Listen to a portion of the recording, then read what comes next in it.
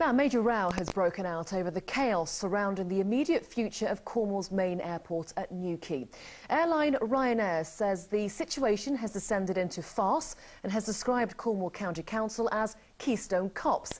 The Irish carrier is also critical of the RAF, who say they're unable to help keep the airport open. Well, the County Council says flights in and out of the airport will cease for approximately 3 weeks from this Monday. It's hoped that some flights will be rescheduled to fly from other airports in the region. 460,000 passengers use the airport each year, and it's regarded as an increasingly vital economic link for the county. Well, live now to the airport, and our business correspondent Neil Gallagher. Neil. Yes, Ryanair are not only cancelling all flights from first thing on Monday, but they're refusing to say when flights will resume. And that's the key point. They're saying that they don't trust the County Council to be ready for this supposed new later opening date of the civilian airport on December the 20th. Now, Ryanair are known for blunt speaking, but this today was really quite exceptional. Their statement said that they have no confidence in Cornwall County Council. They say they're not willing to accept the risk of accepting passenger bookings over Christmas and New Year when this calamitous council can shut the airport at 4 days' notice. So this impending 3-week shutdown of the airport is certainly going to have some sort of longer knock-on period.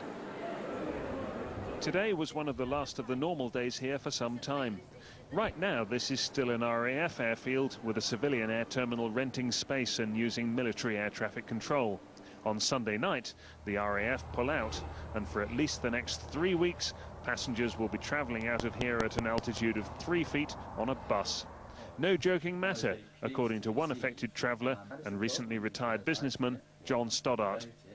The local council is taking this over. They have a responsibility to provide a service. If you're the portfolio holder, Councillor Mitchell, you have failed your public. Failure is dealt with one way, I'm afraid. It's, I resign, I apologise, I've done my best, I'm going to let someone else take over. So will heads roll? A question we put to Councillor Mitchell. As I say, I've no idea. All I know is I was brought in a couple of days ago when we first found out that we had an issue with the traffic control systems not going to be ready on time.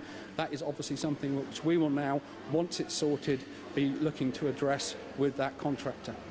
Privately, even now, some senior figures at the council are hoping that the RAF can be persuaded to step in and keep the planes flying in the interim.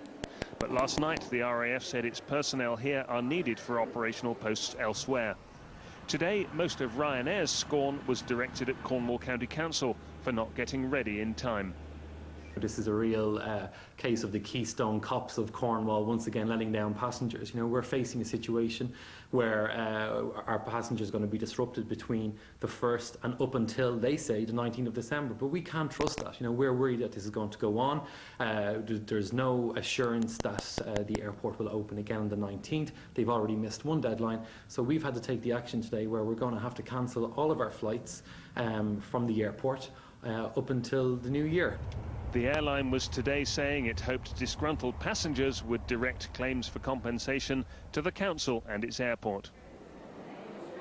Well, something like 30,000 passengers a month use this airport. The people behind me are checking in for tonight's Ryanair flight to Alicante.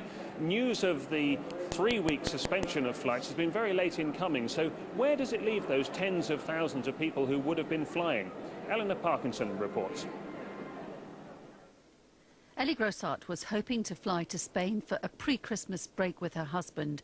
She only booked her flights with Ryanair last Saturday, and now they've been cancelled. As well as their flight, she also booked a hotel in Barcelona, and she's furious about the whole affair. I've been on the internet up to 10 minutes ago, and there's been nothing back from the airport whatsoever. And so as far as I'm concerned, I'm still going, only I'm not.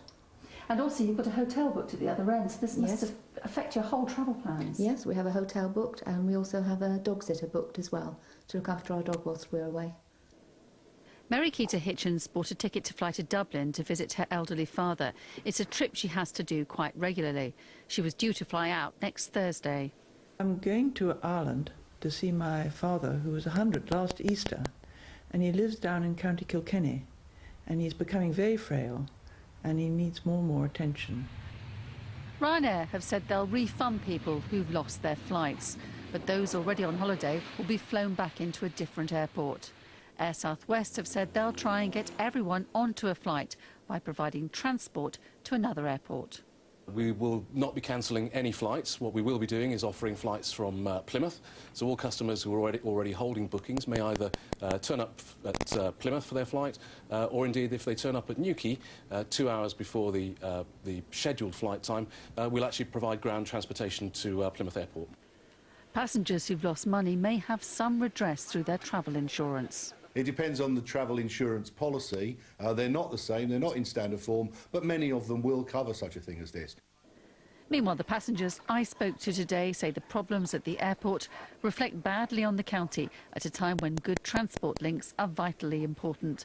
Eleanor Parkinson, BBC Spotlight, Cornwall.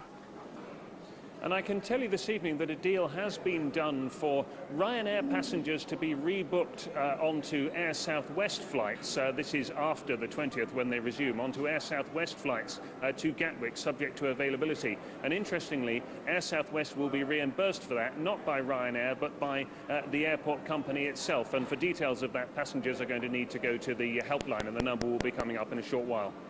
Neil, the statement today from Ryanair is quite extraordinary and shows how furious they are. Is there a danger that they could pull out for good?